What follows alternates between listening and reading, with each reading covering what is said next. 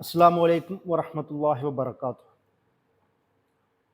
മൗലാന മൗദൂദിയുടെ വൈജ്ഞാനിക വ്യവഹാരങ്ങളിൽ അദ്ദേഹം പ്രധാനമായും കൈകാര്യം ചെയ്ത ഒരു മേഖലയാണ് ഇതര മതവിഭാഗങ്ങളുടെ, അതിൽ പ്രത്യേകിച്ച് യഹൂദ മതത്തെയും ക്രിസ്ത്യൻ മതത്തെയും അവരുടെ പ്രധാന കിതാബുകളുടെ കുറിച്ചിട്ടുള്ള ഇദ്ദേഹത്തിൻ്റെ അവലോകനം. പരിശുദ്ധ ഖുർആനിൻ്റെ വിശദീകരണ ഭാഗമായി മൗലാന മൗദൂദി ഈ രചനകൾ കൈകാര്യം ചെയ്യുമ്പോൾ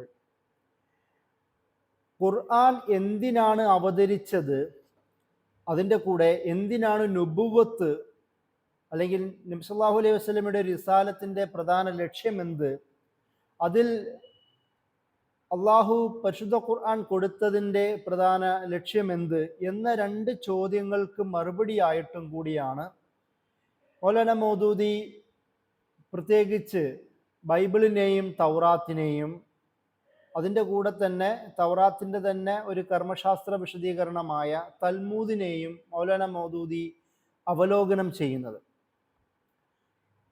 കാരണം ഇസ്ലാമിൻ്റെ വിശ്വാസപ്രകാരം ഇന്നദ്ദീന ഇൻദല്ലാഹിൽ ഇസ്ലാം, അള്ളാഹുവിൻ്റെ അടുത്ത് ദീൻ എന്ന് പറഞ്ഞാൽ അത് ഇസ്ലാമാണ്. ലയുദ്ഹിറഹു അലദ്ദീനി കുല്ലിഹി വലൗ കരിഹൽ മുശ്രിക്കൂൻ എന്നും മറ്റു ഭാഗത്ത് വലൗ കരിഹൽ കാഫിറൂൻ എന്നും ഒക്കെ പറഞ്ഞുകൊണ്ട് അള്ളാഹു സുബ്ഹാനഹു തആല നബി സല്ലല്ലാഹു അലൈഹി വസല്ലമയുടെ നുബുവത്തിനെ, പ്രവാചകത്വത്തിനെ വിശദീകരിക്കുന്നുണ്ട്. സകലവിധ എല്ലാവിധ ആശയങ്ങൾക്കും മേൽ ഇസ്ലാമിൻ്റെ വിജയം ലഭിക്കുവാനും നൽകുവാനും വേണ്ടിയിട്ടാണ് അള്ളാഹു നബി സല്ലല്ലാഹു അലൈഹി വസല്ലമയെ അയച്ചിരിക്കുന്നത് എന്ന് പറയുന്ന ഒരു അവകാശവാദം പരിശുദ്ധ ഖുർആൻ മുന്നോട്ട് വെക്കുന്നുണ്ട്. അത് സാധ്യമാവണമെങ്കിൽ, അതുപോലെ തന്നെ ഖാത്തമുൻ നബിയീൻ എന്ന് പറയുന്ന അവസാനത്തെ പ്രവാചകനെന്നും അല്ലെങ്കിൽ ഖത്തമുൻ നുബുവ അവസാനത്തെ പ്രവാചകത്വ പരിസമാപ്തി എന്ന് പറയുന്ന ഒരു ആശയവും അത് പ്രാബല്യത്തിൽ വരണമെങ്കിൽ പരിശുദ്ധ ഖുർആനിൻ്റെ നിയോഗ ലക്ഷ്യം അത് എന്താണെന്ന് വ്യക്തമാവണമെങ്കിലും അതിനു മുമ്പുണ്ടായിരുന്ന വേദഗ്രന്ഥങ്ങളെക്കുറിച്ചും അത് വഹിച്ചുകൊണ്ടിരിക്കുന്ന ജനസമൂഹങ്ങളെക്കുറിച്ചും അവരുടെ ആശയവിശ്വാസങ്ങളെക്കുറിച്ചുമുള്ള വളരെ ക്രിയാത്മകവും അതിൻ്റെ കൂടെ തന്നെ ഖുർആനിൻ്റെ അടിസ്ഥാനത്തിലുള്ള വിമർശനാത്മകവുമായിട്ടുള്ള സമീപനം അത്യാവശ്യമാണ് എന്ന് മൗലാന മൗദൂദി തിരിച്ചറിഞ്ഞു എന്നുള്ളതാണ്. കാരണം നമുക്ക് മധ്യകാലഘട്ടത്തിലെ തഫ്സീറുകൾ നോക്കുമ്പോൾ, അല്ലെങ്കിൽ ഏകദേശം ഒരു ആധുനിക കാലഘട്ടത്തിലെ തഫ്സീറുകളൊക്കെ നോക്കുമ്പോഴും ഇങ്ങനെ ബഹുദൈവാരാധനയെക്കുറിച്ച് സംസാരിക്കുമ്പോൾ ഷിർക്കുമായി ബന്ധപ്പെട്ട വർത്തമാനങ്ങൾ പറഞ്ഞ് അതിലേക്ക് വല്ലാണ്ട് പോകുന്നത് നമുക്ക് കാണുവാൻ കഴിയില്ല. അതുപോലെ തന്നെ യഹൂദ ക്രിസ്തീയ ജനസമൂഹത്തെക്കുറിച്ചും സാബീങ്ങൾ എന്ന് പറയുന്ന മറ്റൊരു യഹൂദ വിഭാഗത്തിൽ നിന്നുണ്ടായ ഒരു റിഫോമിസ്റ്റ് ഗ്രൂപ്പാണ്.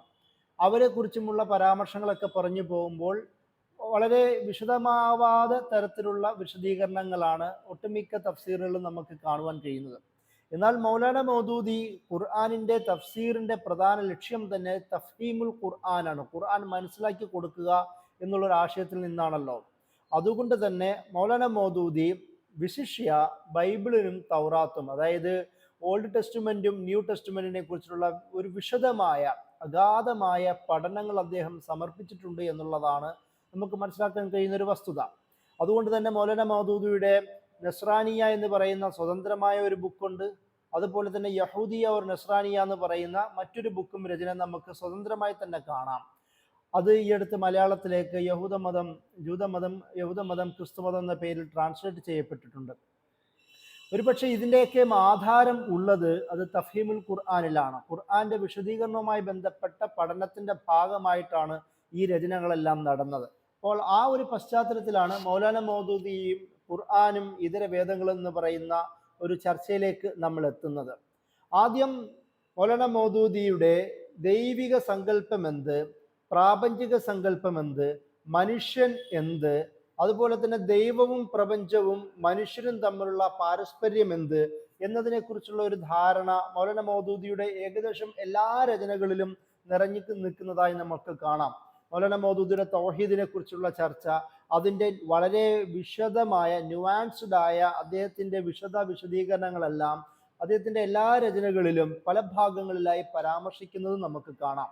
അത് ഖുറാനിലെ 4 സാങ്കേതിക ശബ്ദങ്ങൾ എന്ന് പറയുന്ന രചനകളിലാവട്ടെ, ഖിലാഫത്ത് മുലൂക്കിയത്ത് എന്ന് പറയുന്ന രചനയാവട്ടെ, അദ്ദേഹത്തിന്റെ ഇസ്ലാം മതമാവട്ടെ, ഖുത്ബാത്ത് ആവട്ടെ, അടക്കമുള്ള എല്ലാ രചനകളിലും തൗഹീദിന്റെ അടിസ്ഥാനത്തിലുള്ള ആ തൗഹീദിന്റെ ഒരു അദ്ദേഹത്തിന്റെ കാലികമായ ഒരു വായനയും അതിന്റെ ഹാക്കിമിയത്തിന്റെ അള്ളാഹുവിന്റെ പരമാധികാരത്തിന്റെ പ്രത്യേകതയും ആ തൗഹീദ് എന്ന് പറയുന്നത് പ്രാപഞ്ചികമായ ഒരു വ്യവസ്ഥയുടെ അതിനെയും കണക്ട് ചെയ്യുന്നതാണെന്നും അത് മനുഷ്യനെ കീഴ്പ്പെടുത്തിയതാണെന്നും മനുഷ്യൻ അള്ളാഹുവിന്റെ മഖ്ലൂക്ക് സൃഷ്ടിയാണെന്നും ആ തരത്തിലുള്ള ഒരു പ്രാതിനിധ്യ സംവിധാനം മനുഷ്യന് അള്ളാഹു നൽകിയിട്ടുണ്ട് എന്ന് പറയുന്ന ഒരു കൺസെപ്റ്റ് ആണല്ലോ മൗലാന മൗദൂദി ഒരു മനുഷ്യനെ സംബന്ധിച്ചിടത്തോളം അല്ലെങ്കിൽ മനുഷ്യന്റെയും ദൈവവും പ്രപഞ്ചവുമായിട്ടുള്ള ബന്ധത്തെക്കുറിച്ച് പറയുന്നിടത്തൊക്കെ നമുക്ക് കാണുവാൻ കഴിയുന്നത്. അതിന്റെ ഭാഗമായി മൗലാന മൗദൂദി തൗഹീദിനെ വിശദീകരിക്കുന്ന പോലെ തന്നെ ഷിർക്കിന്റെ വിവിധ ഭാഗങ്ങളെ വിശദീകരിക്കുന്നുണ്ട്. അത് ഷിർക്ക് ബഹുദൈവാരാധനയുമായി ബന്ധപ്പെട്ടാവട്ടെ, സൂറത്തുൽ ഇഖ്ലാസിൽ വളരെ വിശദമായി തന്നെ അതിന്റെ വിശദീകരണം നമുക്ക് കാണുവാൻ കഴിയും.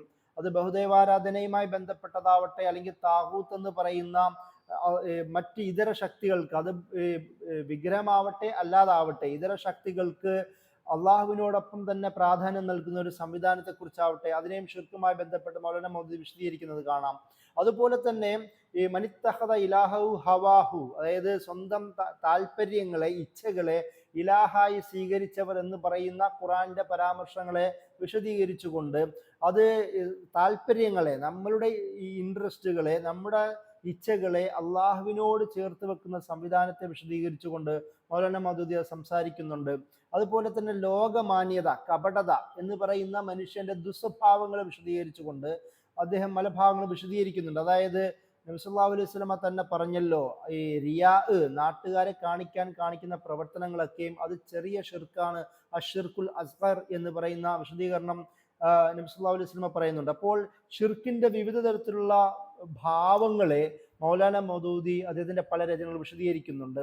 അതുപോലെ തന്നെ എന്താണ് കുഫ്ർ എന്നും, സാധാരണ കുഫ്ർ ഇസ്ലാമിന്റെ ദൈവിക സങ്കല്പത്തെക്കുറിച്ച് സംസാരിക്കുമ്പോൾ ഏറ്റവും കൂടുതൽ വിമർശനം നേരിടുന്ന ഒരു കൺസെപ്റ്റാണ് കുഫർ എന്ന് പറയുന്നത്.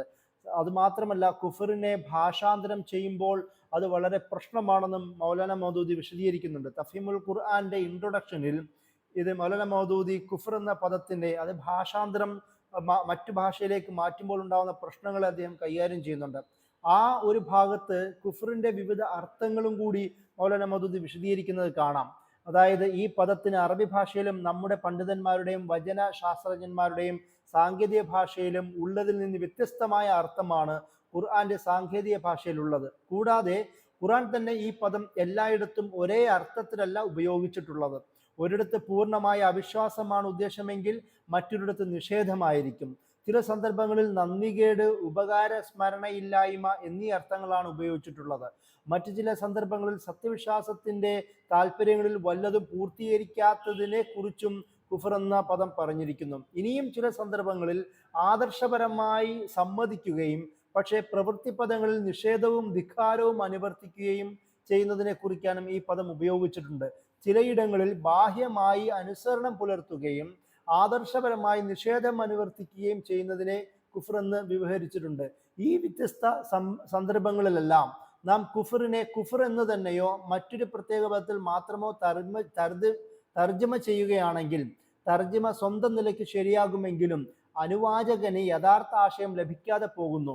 ചിലപ്പോൾ തെറ്റിദ്ധാരണയ്ക്ക് വിധേയമാവുകയും ആശയക്കുഴപ്പത്തിലാവുകയും ചെയ്യുന്നു എന്ന് മൗലാന മൗദൂദി തഫീമുൽ ഖുർആന്റെ ആമുഖത്തിൽ കുഫർ എന്നതിന്റെ മുഴുവൻ അർത്ഥവും ഒരൊറ്റ പാരഗ്രാഫിലേക്ക് ഒതുക്കിക്കൊണ്ട് വിശദീകരിക്കുന്നത് കാണുവാൻ കഴിയും. കാരണം കുഫർ എന്ന് പറയുന്നത് ഇസ്ലാമിന്റെ ദൈവികമായ കാഴ്ചപ്പാടിൽ ഏറ്റവും പ്രധാനപ്പെട്ട പദപ്രയോഗമായതുകൊണ്ട്, ഇസ്ലാം ഏറ്റവും കൂടുതൽ തെറ്റിദ്ധരിക്കപ്പെടുന്നതും കുഫർ എന്നുള്ള വിഷയമായതുകൊണ്ടും മൗലാന മൗദൂദി അത് ഖുർആന്റെ തഫീമുൽ ഖുർആനിന്റെ ആമുഖത്തിൽ തന്നെ അതിന്റെ മുഴുവൻ അർത്ഥവും ചുരുക്കി പറയുന്നത് നമുക്ക് കാണുവാൻ കഴിയും. അതുപോലെ അതിലെ മറ്റൊരു വിഷയമാണ് ഈമാൻ. ഈമാൻ എന്ന് പറയുന്ന വിശ്വാസം എന്താണെന്നും ആ വിശ്വാസം ഏത് തലത്തിലാണ് ദൈവികമായി കണക്ട് ചെയ്യപ്പെടുന്നതെന്നും അള്ളാഹുമായിട്ടുള്ള വിശ്വാസം പൂർത്തീകരിക്കണമെങ്കിൽ അതായത് മറ്റുള്ളവരോടുള്ള ബന്ധം പൂർത്തീകരിക്കാതെ അള്ളാഹുമായിട്ടുള്ള കരാറുകൾ പൂർത്തീകരിക്കണമെങ്കിൽ കൂടെയുള്ളവരോടും സമസൃഷ്ടികളോടും സകല സൃഷ്ടിജാലങ്ങളോടുമുള്ള ബന്ധത്തിൽ സൂക്ഷ്മതയും സൗന്ദര്യവും വരുത്താത്തിടത്തോളം കാലം അള്ളാഹുമായിട്ടുള്ള ആ ഒരു അള്ളാഹുവിനെ കുറിച്ചുള്ള കൺസെപ്റ്റ് വിശ്വാസം ശരിയാവുകയില്ല എന്നും മൗലാന മൗദൂദി വിശദീകരിക്കുന്നുണ്ട്. അതുപോലെ തന്നെ ഇസ്ലാമിന്റെ മറ്റു പ്രത്യേകത പറയുന്നത് ഒരു തരത്തിലുള്ള ഹയറാർക്കികളില്ലാത്ത, ഒരു തരത്തിലുള്ള മീഡിയേഷനും ഒരു മധ്യവർത്തിയും ഇല്ലാത്ത, ഒരു തരത്തിലുമുള്ള വിവിധ തട്ടുകളില്ലാത്ത വിശ്വാസമാണ് ദൈവിക സങ്കല്പം എന്ന് മൗലാന മൗദൂദി പ്രത്യേകം എടുത്ത് പറയുന്നുണ്ട്. ദൈവം എന്ന് പറയുന്നത് ഏതെങ്കിലും ഭാഗത്ത് ഒരുമിച്ചിരിക്കുകയോ കുത്തിയിരിക്കുകയോ വിശ്രമിക്കുകയോ ചെയ്യുന്നതിനേക്കാളും അപ്പുറം ലോകം മുഴുവൻ പരന്നു കിടക്കുന്ന, എല്ലായിടത്തും പ്രസന്റായ, എല്ലായിടത്തും സാന്നിധ്യം അറിയിക്കുന്ന ശക്തി എന്ന നിലയിൽ മൗലാന മൗദൂദി ഖുർആനിക ആയത്തിൽ വിശദീകരിച്ചുകൊണ്ട് ദൈവിക സങ്കല്പത്തെ, ഇസ്ലാമിന്റെ ദൈവിക സങ്കല്പത്തെ വിശദീകരിക്കുന്നുണ്ട്. അതുപോലെ തന്നെ ദൈവം, ഇസ്ലാമിന്റെ സൃഷ്ടാവ്, മനുഷ്യ ലോകത്തിന്റെ പരാശക്തി എന്ന് പറയുന്നത് ഒരേപോലെ കാരുണ്യവാനും അതേപോലെ ശിക്ഷിക്കുന്നവനുമാണ് എന്ന് പറയുന്ന കൺസെപ്റ്റ് വിശദീകരിക്കുന്നത് കാണാം. ഷദീദുൽ ഇഖാബ്, ശക്തനായ ശിക്ഷ നൽകുന്ന ഒരാളെന്ന നിലയിലും റഹ്മാൻ റഹീം എന്ന നിലയിലും അള്ളാഹു സുബ്ഹാനഹു വ തആലയെ ഖുർആൻ പരിചയപ്പെടുന്നതായി മൗലാന മൗദൂദി വിശദീകരിക്കുന്നുണ്ട്. കാരണം ഇത് പറയാനുള്ള പ്രധാനപ്പെട്ട കാരണം ക്രിസ്തീയ സങ്കല്പങ്ങളിലുമൊക്കെ ഒരു മേഴ്സിഫുള്ളായ, കരുണാവാരിധിയായ, കരുണാവാനായ ഒരാളുടെ ഒരു രൂപം എന്ന നിലയിലേക്കാളും അപ്പുറം അത് ഒരേ സമയം തന്നെ ഒരു സൃഷ്ടിയുടെ പ്രവർത്തനത്തെ അളന്ന് തിട്ടപ്പെടുത്തുന്ന, എല്ലാം പ്രൊവൈഡ് ചെയ്യാൻ കഴിയുന്ന, നൽകാൻ കഴിയുന്ന, ആ നൽകുന്നതിനോടൊപ്പം തന്നെ പരീക്ഷണം നടത്തുകയും ചെയ്യുന്ന ഒരാളെന്ന നിലയിലും മൗലാന മൗദൂദി വിശദീകരിക്കുന്നത് കാണാം. ഇത് മൗലാന മൗദൂദിയുടെ മാത്രം വിശദീകരണമല്ല, ഇസ്ലാമിന്റെ പൊതുവായ കൺസെപ്റ്റാണ്. മൗലാന മൗദൂദി മതങ്ങളെക്കുറിച്ച്, വിവിധ മതകീയ സംവിധാനങ്ങളെക്കുറിച്ച് സംസാരിക്കുമ്പോൾ എന്താണ് ഇസ്ലാം എന്നും, ഇസ്ലാമിലുള്ള ദൈവവിശ്വാസം എന്താണെന്നും, അതിൻ്റെ പ്രാപഞ്ചിക സങ്കല്പം എന്താണെന്നും, ജീവിത സങ്കല്പം എന്താണെന്നും, ദൈവം, പ്രപഞ്ചം, മനുഷ്യനെന്ന് പറയുന്ന മൂന്ന് ഘടകങ്ങൾ തമ്മിലുള്ള ബന്ധം എന്താണെന്നും, അതിലെങ്ങനെയാണ് ഇസ്ലാം വളരെ സുന്ദരമായി, വളരെ ലളിതമായും ഇസ്ലാമിന്റെ സ്വന്തമായ ആശയം വിശദീകരിക്കുന്നത് എങ്ങനെയാണെന്നും മൗലാന മൗദൂദി എല്ലാ രചനകളിലും, പ്രത്യേകിച്ച് മത ചർച്ചകൾ നടത്തുന്ന ഭാഗങ്ങളെല്ലാം പ്രധാനമായി എടുത്ത് പറയുന്നത് നമുക്ക് കാണാം. ഈ ഒരു ധാരണയിൽ നിന്നുകൊണ്ടാണ് നമ്മൾ അടുത്ത വിഷയത്തിലേക്ക് പോകുന്നത്. അതായത് വിവിധ മതങ്ങളെ, ഏതൊക്കെ വിഭാഗങ്ങളാണ് മൗലാന മൗദൂദി കൈകാര്യം ചെയ്തത് എന്നത് നമ്മൾ സംസാരിക്കേണ്ടിയിരിക്കുന്നു. അതിൽ ഒന്ന്, മൗലാന മൗദൂദി പ്രധാനമായും സംസാരിച്ചത് ബൈബിളിനെ തന്നെയാണ്. ബൈബിളിലെ ഓൾഡ് ടെസ്റ്റ്മെന്റും ന്യൂ ടെസ്റ്റ്മെന്റും മൗദൂദി സാഹിബ് പ്രത്യേകം കൈകാര്യം ചെയ്യുന്നുണ്ട്. അതിൻ്റെ കൂടെ തന്നെ തൗറാത്ത് അല്ലെങ്കിൽ യഹൂദരുടെ പ്രധാന ഒരു കർമ്മശാസ്ത്ര രചന എന്ന നിലയിൽ സ്വയം കരുതുന്നതാണ് തൽമൂദ് എന്ന് പറയുന്ന ഒരു കിതാബ്. അതിന്റെ വിവിധ വ്യാഖ്യാനങ്ങളും വിശദീകരണങ്ങളും വേറെയുണ്ട്. മൗലാന മൗദൂദി തൽമൂദിനെ ഫോക്കസ് ചെയ്തുകൊണ്ട് യഹൂദ ജനസമൂഹങ്ങൾക്കിടയിലുള്ള അവരുടെ വിവിധ വിശ്വാസ ആചാരങ്ങളെ ഖുർആനിന്റെ ഈ വിഷയങ്ങൾ കടന്നു വരുമ്പോൾ, അഹ്ലി കിതാബുകാരുടെ പ്രത്യേകിച്ച് ഇസ്രായേലി വിഷയം കടന്നു വരുമ്പോൾ തൽമൂദും തോറയും ഓൾഡ് ടെസ്റ്റ്മെന്റും പ്രത്യേകം കൈകാര്യം ചെയ്യുന്നത് നമുക്ക് കാണാം. അതിന് പ്രധാനപ്പെട്ട കാരണം മൗലാന മൗദൂദി മറ്റ് വേദഗ്രന്ഥങ്ങളിലേക്ക് പോകുന്നില്ല. കാരണം ഖുർആനിക കാഴ്ചപ്പാടിലൂടെയാണല്ലോ ഈ വിഷയത്തെ കാണുന്നത്. കാരണം ഖുർആനിൽ ഏറ്റവും കൂടുതൽ വന്ന പ്രവാചകർ അത് ഇസ്രായേലി പ്രവാചകരാണ്. വളരെ കുറച്ച് അറബി പ്രവാചകരെ വന്നിട്ടുള്ളൂ.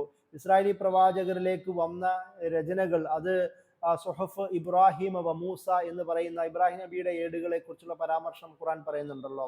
അതുപോലെ തന്നെ മൂസ അലൈഹി ഇസ്ലാമിന്റെ തൗറാത്ത്, അതുപോലെ ദാവൂദ് അലൈഹി ഇസ്ലാമിന്റെ പാംസ് ഓഫ് ഡേവിഡ് എന്ന് ഇന്നത്തെ ബൈബിളിൽ കാണുന്ന സങ്കീർത്തനം എന്ന് നമ്മൾ വിളിക്കുന്ന ആ സബൂർ എന്ന് ഖുർആൻ പരിചയപ്പെടുത്തുന്ന ആ കിതാബിനെ കുറിച്ചുള്ള പരാമർശം മൗദൂദി സാഹിബ് നടത്തുന്നത് കാണാം. അതുപോലെ തന്നെ ഇഞ്ചീൽ, ഈസാ അലൈഹി ഇസ്ലാമിന് അള്ളാഹു നൽകിയ ഇഞ്ചീൽ, അതായത് ന്യൂ ടെസ്റ്റ്മെന്റ് എന്ന നിലയിൽ അവർ കരുതുന്ന ആ ഭാഗവും മൗലാന മൗദൂദി കൈകാര്യം ചെയ്യുന്നുണ്ട്. അതുകൊണ്ട് ഖുർആൻ പരാമർശിച്ച വേദഗ്രന്ഥങ്ങളിലൂടെയുള്ള മൗലാന മൗദൂദിയുടെ ഒരു നിരൂപണങ്ങളാണ് അദ്ദേഹത്തിന്റെ ഈ മതതാരതമ്യ പഠനത്തിൽ മുഴച്ചു നമുക്ക് കാണുവാൻ കഴിയുന്നത്. എന്നാൽ അതുപോലെ തന്നെ ഇന്ത്യൻ സബ് കോണ്ടിനെന്റിൽ ജീവിച്ച ഒരാളെന്ന നിലയിൽ ഹിന്ദുമതത്തെക്കുറിച്ചുള്ള ഒരു പൊതുവായ കാഴ്ചപ്പാട് അദ്ദേഹം മുന്നോട്ട് വെക്കുന്നത് കാണുവാൻ കഴിയും.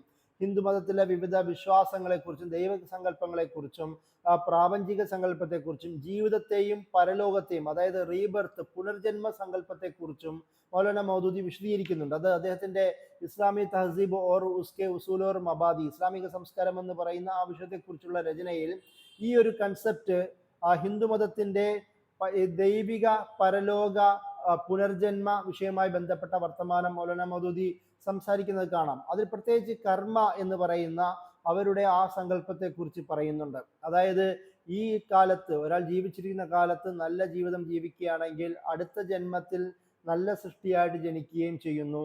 മോശമായിട്ടാണെങ്കിൽ മൃഗമായിട്ടോ മോശം ജാതിയിൽ, അതായത് അവരുടെ വർണ്ണവ്യവസ്ഥ തന്നെ റീബർത്തിന്റെ ഒരാളുടെ നന്മ തിന്മകളുമായി കണക്ട് ചെയ്യുന്ന സംവിധാനം പോലും മൗലാന മൗദൂദി അവിടെ വിശദീകരിക്കുന്നത് കാണാം. അത്രത്തോളം ഈ ഹിന്ദു സമൂഹങ്ങൾക്കിടയിലുള്ള ദൈവിക സങ്കല്പത്തെയും മൗലാന മൗദൂദി വിശദീകരിക്കുന്നുണ്ട്. അതുകൊണ്ട് തന്നെ ഈ അവരുടെ വേദഗ്രന്ഥങ്ങളിലേക്ക് പോകുന്നതായി നമുക്ക് കാണുവാൻ കഴിയില്ല. അങ്ങനെ വിശദീകരണങ്ങൾ നമ്മൾ അദ്ദേഹത്തിന്റെ രചനകളില്ല. പകരം ഞാൻ നേരത്തെ പറഞ്ഞതുപോലെ ബൈബിൾ, തോറ, തൽമൂദ് പോലുള്ള രചനകളിലേക്കും ഓൾഡ് കിതാബുകളിലേക്കുമാണ് മൗലാന മൗദൂദി ശ്രദ്ധ പോയിട്ടുള്ളത്. അദ്ദേഹത്തിന്റെ ഈ ഒരു കൺസെപ്റ്റിനെ കുറിച്ച് പ്രത്യേകിച്ച് ഇൽമുൽ കലാം മേ മൗലാന മൗദൂദിക്ക് ഇഫാദാത്ത് എന്ന് പറയുന്ന ഡോക്ടർ അബ്ദുൽ ഹക്ക് അൻസാരി സാഹിബിന്റെ രചനയിൽ ഈ ഒരു അദ്ദേഹത്തിന്റെ നിരീക്ഷണങ്ങളെ അദ്ദേഹം ഉൾക്കൊള്ളിക്കുന്നത് നമുക്ക് കാണാം. അപ്പോൾ ആദ്യം തന്നെ യഹൂദ മതത്തിലെ ജൂത സമൂഹങ്ങൾക്കിടയിൽ എങ്ങനെയാണ് മൗലാന മൗദൂദി ദൈവിക സങ്കല്പത്തെ വിശദീകരിക്കുന്നതെന്ന് നമുക്ക് നോക്കാം. മൗലാന മൗദൂദി അവരുടെ വിശദീകരണങ്ങളെ പ്രത്യേകിച്ച് ചരിത്രപരമായ കാഴ്ചപ്പാടിലൂടെ അല്ലെങ്കിൽ തോറയുടെ ഓൾഡ് ടെസ്റ്റ്മെന്റിന്റെ വിശദീകരണങ്ങളിലൂടെയാണ് ഇതിനെ വിശദീകരിക്കുന്നത്. സ്വാഭാവികമായും ജൂതമതം അല്ലെങ്കിൽ ക്രിസ്തുമതം ഒക്കെ പേരിൽ മോണോത്തിസ്റ്റിക്കാണ്, ഏകദൈവ വിശ്വാസ സങ്കല്പത്തിന്റെ അടിസ്ഥാനത്തിലാണെങ്കിലും അത് ഉൾക്കൊള്ളുന്നതിന്റെ ചില പ്രശ്നങ്ങളെയും അത് ചർച്ച അവരിലേക്ക് കടന്നു വരുമ്പോൾ അത് പിന്നീട് അവർക്കിടയിൽ സംഭവിച്ച പ്രശ്നങ്ങളെയും മൗലാന മൗദൂദി കൈകാര്യം ചെയ്യുന്നുണ്ട്. അത് പലപ്പോഴും ഈ മെറ്റഫറിലൂടെ കടന്നു വരികയും ആ മെറ്റഫറിക്കായ ഒരു കൺസെപ്റ്റ് സ്വീകരിച്ചുകൊണ്ട് പലപ്പോഴും ദൈവിക സങ്കല്പത്തിന് കുഴപ്പങ്ങൾ തട്ടുന്നതായി മൗലാന മൗദൂദി വിശദീകരിക്കുന്നു.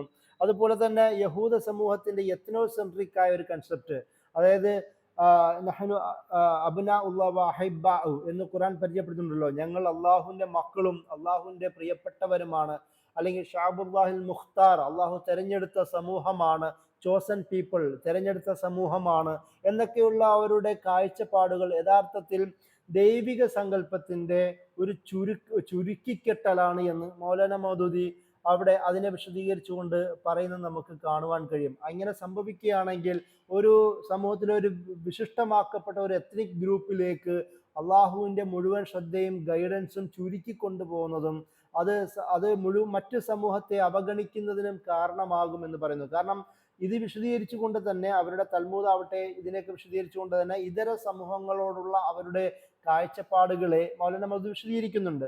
നമുക്കറിയാം നബി സല്ലല്ലാഹു അലൈഹി വസല്ലമയെ ഉമ്മി എന്ന് പറയുന്ന പദം കൊണ്ട് ഖുർആൻ പരിചയപ്പെടുത്തുന്നുണ്ട്. യഥാർത്ഥത്തിൽ ബനു ഇസ്രായേലി സമൂഹം, പ്രത്യേകിച്ച് യഹൂദ സമൂഹം ഉമ്മി എന്നുള്ള പദപ്രയോഗത്തെ വളരെ മോശമായ അർത്ഥത്തിലാണ് കണ്ടിരുന്നത്. തങ്ങളാണ് വേദത്തിന്റെ ആൾക്കാർ, തങ്ങളാണ് ജ്ഞാനത്തിന്റെ ആൾക്കാർ, അതുപോലെ ദൈവത്തിന്റെ ഇഷ്ടക്കാർ ഞങ്ങളാണ്, മറ്റുള്ളവർ വിവരമില്ലാത്തവരാണ് എന്ന തരത്തിലുള്ള ഒരു കാഴ്ചപ്പാടും കൂടെ രൂപീകരിക്കാൻ ഉമ്മി എന്ന് പറയുന്ന പദം അവർ ഉപയോഗിച്ചിരുന്നു. ജെൻഡയിൽ എന്ന് പദപ്രയോഗം ഇന്ന് ഉപയോഗിക്കുന്നത് പോലെ അന്ന് ഉമ്മി എന്ന് പറയുന്ന പദപ്രയോഗം അവർ ഉപയോഗിച്ചിരുന്നതായി മൗലാന മൗദൂദി വിശദീകരിക്കുന്നുണ്ട്. നമുക്കത് വിവിധ തഫ്സീറുകളിലും അത് നമുക്ക് കാണുവാൻ കഴിയും. അതുകൊണ്ട് തന്നെ മൗലാന മൗദൂദി പറയുന്നുണ്ട്, ഈ തൗഹീദ് എന്ന് പറയുന്നതിൻ്റെ ഒരു പ്രത്യേകത എല്ലാ ജനസമൂഹങ്ങൾക്കും എല്ലാ വിഭാഗങ്ങൾക്കും ഒരുപോലെ സന്ദേശം എത്തിക്കാൻ കഴിയുന്ന ഒരു സംവിധാനം, ഒരു ആശയമാണ് തൗഹീദ് എന്ന് പറയുന്നത്. അതിലൊരു റേസിനോ ഒരു ദേശീയതയ്ക്കോ ഒരു എത്നോ സെൻട്രിക് വിഭാഗത്തിനോ വിശിഷ്ടമാക്കപ്പെട്ടതല്ല എന്നും മൗലാന മൗദൂദി അതിൻ്റെ ഒരു പ്രത്യേകത്തെ വിശദീകരിച്ച് പറയുന്നുണ്ട്. അതുപോലെ തന്നെ ഇവരുടെ ഫിലോസഫി, ജൂതമതത്തിൽ തന്നെ രൂപപ്പെട്ട മൈമോനിഡ്സ് അടക്കമുള്ള പണ്ഡിതന്മാർ മുന്നിൽ വെക്കുന്ന പല ഫിലോസഫിക്കും ദൈവത്തിന് ഒരു മാനുഷിക രൂപത്തിലേക്ക് എത്തുന്ന വിശദീകരണങ്ങൾ പറയുന്നുണ്ട്. മൗലാന മൗദൂദിയുടെ ഈ അവസാനത്തെ വിശദീകരണം അത് വേറെയും ക്രിട്ടിസൈസ് ചെയ്യപ്പെട്ട ഒരു വിശദീകരണമാണ്. കാരണം ചിലർ പറയുന്നത് മൗലാന മൗദൂദി ഈ മുൻകാല വേദഗ്രന്ഥങ്ങളെ സംസാരിക്കുമ്പോൾ വളരെ എക്സ്ക്ലൂസിവിസ്റ്റായ ഒരു സ്വഭാവമാണ് സ്വീകരിച്ചതെന്നും അതുകൊണ്ട് ഈ പറയുന്ന പദങ്ങളെ ലിറ്റററി സ്വീകരിച്ചുകൊണ്ട് അതിനെ അങ്ങനെ അവലോകനം ചെയ്യുന്ന സമീപനമാണ് മൗലാന മൗദൂദി കണ്ടത് എന്ന് പറയുന്ന ചില വിമർശനങ്ങൾ ഈ വിഷയത്തിൽ മൗലാന മൗദൂദിക്കെതിരെ പറയുന്നുണ്ട്.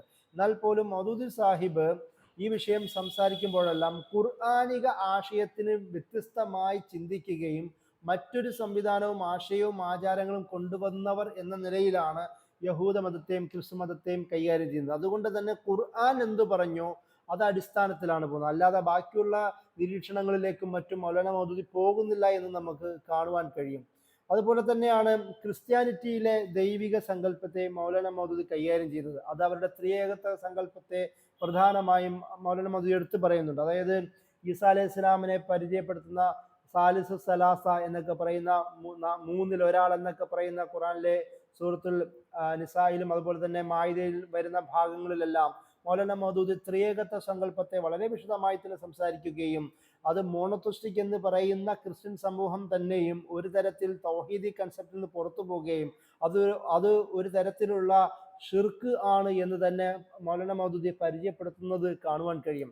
അതിൻ്റെ കൂടെ ഈ ഈസാ നബി അലൈഹി ഇസ്ലാമിന് ഒരു പരിധിയിലധികം ഒരു സ്ഥാനം നൽകുകയും അതിൻ്റെ അടിസ്ഥാനത്തിൽ അദ്ദേഹത്തെ പുത്രനായും അതുപോലെ തന്നെ പരിശുദ്ധാത്മാവായും പിന്നീട് ദൈവമായും തന്നെ കാണുന്ന തരത്തിലേക്കുള്ള ചിന്തയുടെ ഒരു വളർച്ചയെ മൗലാന മൗദൂദി പല ഭാഗങ്ങളിൽ അദ്ദേഹത്തിൻ്റെ നേരത്തെ പറഞ്ഞതുപോലെ യഹൂദിയാത്ത് ഒരു നിസ്രാനിയാത്ത് എന്ന് പറഞ്ഞ രചനയിലും തഫീമുൽ ഖുറാനും അദ്ദേഹം വിശദീകരിച്ച് പറയുന്നത് കാണാം. അതുകൊണ്ട് തന്നെ ഒരു ഡിവൈൻ പൊസിഷൻ, ദൈവികമായ ഒരു പദവി നൽകുക അല്ലെങ്കിൽ പാതി ദൈവികമായ ഒരു പദവി നൽകുക എന്ത് തന്നെയാണെങ്കിലും അത് ഈസാ അലൈഹി ഇസ്ലാമിൻ്റെ ജീസസിൻ്റെ നബി എന്ന നിലയിലും റസൂൽ എന്ന നിലയിലുമുള്ള, അതായത് ഒരു പ്രവാചകൻ എന്ന നിലയിലും ഒരു അള്ളാഹുവിൻ്റെ ദൂതൻ എന്ന നിലയിലുള്ള ആ അള്ളാഹു നൽകിയ സ്റ്റാറ്റസിൽ നിന്ന് വളരെ വ്യത്യസ്തമായ ഒരു ദുർവ്യാഖ്യാനമാണ് അതിലൂടെ സംഭവിച്ചതെന്ന് മൗദൂദി സാഹിബ് വിശദീകരിക്കുന്നത് പറയുന്നത് കാണാം. ഇതിന് എല്ലാ പണ്ഡിതന്മാരും പറഞ്ഞതുപോലെ തന്നെ, അതായത് ഖുറാൻ പറഞ്ഞതുപോലെ തന്നെ ഈസാ അലൈഹി ഇസ്ലാം, ജീസസ് എന്ന് പറയുന്നത് മനുഷ്യനായ ഒരു നബിയാണ്. അദ്ദേഹത്തിൻ്റെ ജനനം തന്നെ അള്ളാഹുവിൻ്റെ കൽപ്പനയാൽ അത്ഭുതകരമായി സംഭവിച്ചതാണ്. അദ്ദേഹം ഒരിക്കലും ദൈവമോ ഒരു അത് ലിറ്ററലി ആവട്ടെ, ഭാഷാപരമാവട്ടെ, ബയോളജിക്കലി ആവട്ടെ, ഒരു ദൈവികമായ സങ്കല്പത്തിലോ ആവട്ടെ, എന്ത് തന്നെയാണെങ്കിലും ഒരു തരത്തിലും ദൈവപുത്രനല്ല എന്ന് മൗലാന മൗദൂദി വിശദീകരിക്കുന്നുണ്ട്. അതുപോലെ തന്നെ മറ്റൊരു കാര്യം നമ്മൾ മനസ്സിലാക്കേണ്ടത്, ഖുർആനിൽ പല പ്രവാചകന്മാരെയും ബൈബിളിൽ പല പ്രവാചകന്മാരെയും ദൈവപുത്രൻ എന്ന് പരാമർശിക്കുന്നത് കാണാം. അതൊരു സ്നേഹത്തിൻ്റെ ഒരു പ്രകാശമാണ് എന്ന നിലയിലാണ് അത് വിശദീകരിക്കപ്പെട്ടത്. എന്നാൽ അതേ സ്വഭാവത്തിൽ തന്നെ ബൈബിളിൽ ജീസസിനെ, ഈസാ അലൈഹി ഇസ്ലാമിനെ പുത്രൻ എന്ന് പരാമർശിക്കുമ്പോൾ, എന്നാൽ അവിടെ പുത്രൻ യഥാർത്ഥ ബയോളജിക്കൽ എന്ന് തരുന്ന അല്ലെങ്കിൽ ഡിവൈനായ ഒരു പുത്രൻ എന്ന തരത്തിലേക്ക് വായിക്കുന്ന ഒരവസ്ഥ, ഒരു വ്യത്യസ്തമായ ഒരു വായന. ബാക്കിയുള്ള പ്രവാചകന്മാരെ അങ്ങനെ കാണാതിരിക്കുക, എന്നാൽ ഈസാ അലൈഹി ഇസ്ലാമിനെ അങ്ങനെ കാണുന്ന ഒരു കാഴ്ചപ്പാടിനെ മൗലാന മൗദൂദി വിശദീകരിക്കുന്നത് നമുക്ക് കാണാം. അതിൻ്റെ ഭാഗമെന്ന നിലയിൽ ഈ തരത്തിലുള്ള ദൈവത്തിന്, അള്ളാഹുവിന്, കർത്താവിന്, സൃഷ്ടാവിന് പുതിയ പുത്രസങ്കല്പങ്ങളെ സങ്കല്പിക്കുന്നതിനെ മൗലാന മൗദൂദി സൂറത്തുൽ ഇഖ്ലാസിലും അതുപോലെ തന്നെ സൂറത്തുൽ നിസായിലും മാഇദയിലുമെല്ലാം ഈ ഒരു കാര്യത്തിൽ വിശദമായി തന്നെ ബൈബിളിനെയും തൗറാത്തിനെയും അത് വിമർശിക്കുന്നത്, അതായത് ഇന്നത്തെ ബൈബിളിനെയും തൗറാത്തിനെയും വിമർശിച്ചുകൊണ്ട് ഖുർആനെ സ്ഥാപിക്കുന്നത് നമുക്ക് കാണുവാൻ കഴിയും. അതിൻ്റെ കൂടെ മൗലാന മൗദൂദി ഈ വിഷയത്തിൽ, അതായത് ആദ്യം അള്ളാഹു എന്ന് പറയുന്ന ദൈവസങ്കല്പത്തെക്കുറിച്ച് ചർച്ച ചെയ്യുന്നതിൻ്റെ കൂടെ തന്നെ രണ്ടാമത് എന്താണ് പ്രവാചകത്വം, എന്താണ് ദൈവികമായ നിയമ സംവിധാനം എന്ന് വിശദീകരിക്കുന്നുണ്ട്. കാരണം ഈ മുൻകാല പ്രവാചകന്മാരെ കുറിച്ച് തോറയിലും ബൈബിളിലും വന്ന, അല്ലെങ്കിൽ ഓൾഡ് ടെസ്റ്റ്മെന്റിലും ന്യൂ ടെസ്റ്റ്മെന്റിലും വന്ന ആ കാഴ്ചപ്പാടൊക്കെയും ഒരുപാട് പ്രശ്നങ്ങളുണ്ട് എന്നത് വാസ്തവമാണ്. അതിൽ നമ്മൾ നോക്കുമ്പോൾ ധാരാളം പ്രശ്നങ്ങൾ കാണുവാൻ കഴിയും. അത് എന്തുകൊണ്ടാണ് ഖുർആൻ ഈ പ്രവാചകന്മാരെ ബൈബിളിൽ നിന്ന് വ്യത്യസ്തമായി ഈ അവതരിപ്പിച്ചിട്ടുള്ളത്, പരാമർശിച്ചിട്ടുള്ളത്? അത് മൗലാന മൗദൂദി വിശദീകരിക്കുന്നത് മുൻകാല വേദഗ്രന്ഥങ്ങളിൽ കൈകടത്തൽ സംഭവിക്കുകയും അത് ആ രീതിയിൽ തെറ്റായി വ്യാഖ്യാനിക്കുകയും അവരിലേക്ക് വന്ന പ്രവാചകന്മാരുടെ മോശമായി ചിത്രീകരിക്കുകയും ചെയ്തതിൻ്റെ ഫലമായി അവർക്കുള്ള ഒരു തിരുത്തിയെഴുത്തും കൂടിയാണ് മുൻകാല പ്രവാചകന്മാരെ ഖുർആൻ പരാമർശിക്കുന്നതിൻ്റെ പ്രധാന കാരണമെന്ന് മൗദൂദി സാഹിബ് വിശദീകരിക്കുന്നുണ്ട്. അദ്ദേഹം പറയുന്നുണ്ട്, എല്ലാ പ്രവാചകന്മാരും മനുഷ്യരായ അള്ളാഹുവിൻ്റെ ദൂതരാണ്. ഒരു തരത്തിലുള്ള ഡിവൈനല്ല, ദൈവികവുമല്ല, ഒരു തരത്തിലുള്ള ദൈവികവുമായി അവർക്ക് വാദിക്കാൻ കഴിയില്ല. അള്ളാഹു നൽകിയ, അള്ളാഹുവിൻ്റെ അനുവാദത്തോടു കൂടിയിട്ടുള്ള ദൈവിക ബന്ധമാണ് പ്രവാചകർക്കുള്ളതെന്ന് മൗദൂദി സാഹിബ് വിശദീകരിക്കുന്നുണ്ട്. എല്ലാ മനുഷ്യന്മാരെയും പോലെ തന്നെ സ്വാഭാവികമായ ജീവിതം നയിക്കുന്നവർ തന്നെയാണ് പ്രവാചകർ. അവർക്ക് ആവശ്യമായ സഹായങ്ങൾ അള്ളാഹു നൽകുന്നു എന്ന് മാത്രമാണ് അവരിൽ നിന്ന് പ്രത്യേകത. അള്ളാഹു സുബ്ഹാനഹു വ തആല നബി സല്ലല്ലാഹു അലൈഹി വസല്ലമയെ പരിചയപ്പെടുത്തുമ്പോൾ തന്നെ ബശറും മിസ്ലുക്കും യൂഹാ ഇലയ്യ എന്ന് പറയുന്നുണ്ടല്ലോ. നിങ്ങളെപ്പോലെ തന്നെ ഉള്ള ഒരു മനുഷ്യനാണ്. എൻ്റെ പ്രത്യേകത എന്ന് പറയുന്നത് എനിക്ക് വഹി ലഭിക്കുന്നതാണ് എന്ന് നബി സല്ലല്ലാഹു അലൈഹി വസല്ലമയെ കുറിച്ച് പരിചയപ്പെടുത്തുന്നത് നമുക്ക് കാണാം. അത് തന്നെയാണ് ഇവിടെ മൗദൂദി വിശദീകരിക്കുന്നത്. അതുപോലെ തന്നെ ഈ ഒരു ആശയം എല്ലാവരും ഒരുപോലെയാണ് എന്ന് പറയുന്ന ഒരു ആശയം ജീസസിനെ കുറിച്ച് ക്രിസ്ത്യൻ സമൂഹം നൽകുന്ന അല്ലെങ്കിൽ വേദഗ്രന്ഥം വിശദീകരിക്കുന്ന ഒരു ദൈവികതയെ അത് എതിര് നിൽക്കുന്നതായി മധു സാഹിബ് പറയുന്നുണ്ട്. അതുകൊണ്ട് തന്നെ ജൂദായിസവും ക്രിസ്ത്യൻ സമൂഹം ആവട്ടെ ഈസാ അലൈഹി ഇസ്ലാമിനെയും അതുപോലെ തന്നെ മൂസ അലൈഹി ഇസ്ലാമിനെയും ഒരു വല്ലാത്ത ദൈവികമായ പദവിയിലേക്ക് ഉയർത്തുന്നത് അത് യഥാർത്ഥത്തിൽ പ്രവാചകത്വത്തോടുള്ള തെറ്റായ ഒരു കാഴ്ചപ്പാടാണെന്ന് അദ്ദേഹം വിശദീകരിക്കുന്നുണ്ട്. ഇവരുടെ ഏക ബന്ധം എന്ന് പറയുന്നത് അള്ളാഹുവുമായിട്ടുള്ള ഒരു വഹീന്റെ ബന്ധമാണെന്നും അത് ജനതയ്ക്ക് എത്തിക്കാനുള്ള ഒരു ദൂതൻ എന്ന് പറയുന്ന സ്റ്റാറ്റസുമാണെന്നും മൗദൂദ് സാഹിബ് വിശദീകരിച്ച് പറയുന്നത് കാണാം. അതുകൊണ്ട് തന്നെ എല്ലാ പ്രവാചകന്മാരുടെയും പ്രധാന ലക്ഷ്യം എന്ന് പറയുന്നത് അള്ളാഹുവിൻ്റെ വിശ്വാസം ഭൂമിയിൽ നടപ്പിലാവുക എന്നതാണ്. അതുകൊണ്ട് തന്നെ എല്ലാ പ്രവാചകന്മാരും ഒരു തരത്തിൽ ആ സമൂഹത്തിലുള്ള പ്രധാന സാമൂഹിക പരിഷ്കർത്താക്കളും നേതാക്കന്മാരുമായിട്ടാണ് പ്രവാചകന്മാരെ അള്ളാഹു അയച്ചിട്ടുള്ളത്. അത് അള്ളാഹുവിൻ്റെ നീതി ഭൂമിയിൽ നടപ്പിലാക്കുക എന്നൊരാശയമാണ്. ഷറലക്കും മിനദ്ദീനി മാ വസ്വാബിഹി എന്ന് പറയുന്ന സൂറത്ത് ഷൂറയിലെ ആയത്ത് സൂക്തം മൗലാന മൗദൂദി വിശദീകരിക്കുന്നത് കാണാം. അതായത് നബി സല്ലല്ലാഹു അലൈഹി വസല്ലമയെ അയച്ചതുപോലെ മുൻകാല പ്രവാചകന്മാരെ മൂസ, ഈസ അല്ലെങ്കിൽ ഈ പറയുന്ന നൂഹ് നബി എല്ലാ പ്രവാചകന്മാരെയും പേര് പറഞ്ഞുകൊണ്ട് അഖീമുദ്ദീൻ ഇഖാമത്തുദ്ദീനിന് വേണ്ടിയിട്ടാണ് പ്രവാചകന്മാരെ അയച്ചതെന്ന് സൂറത്ത് ഷൂറയിൽ പറയുന്നുണ്ടല്ലോ. ആ ഒരു ആശയമാണ് മൗലാന മൗദൂദി ഇവിടെ പറയുന്നത്. ഒരു സാമൂഹിക പരിഷ്കർത്താവും നേതാക്കന്മാരുമായിട്ടാണ് അതത് സമൂഹത്തിലേക്ക് അള്ളാഹു നബിമാരെ അയച്ചത് എന്ന് മൗദൂദ് സാഹിബ് അവിടെ വിശദീകരിച്ച് പറയുന്നത് കാണാം. അതിൻ്റെ കൂടെ മറ്റൊരു പ്രധാനപ്പെട്ട കാര്യം, ഇസ്ലാമിൻ്റെ കൺസെപ്റ്റിൽ എല്ലാ പ്രവാചകന്മാർക്കും വളരെ മഹത്തരമായ മാതൃകാപരമായ ജീവിതമാണുള്ളത്.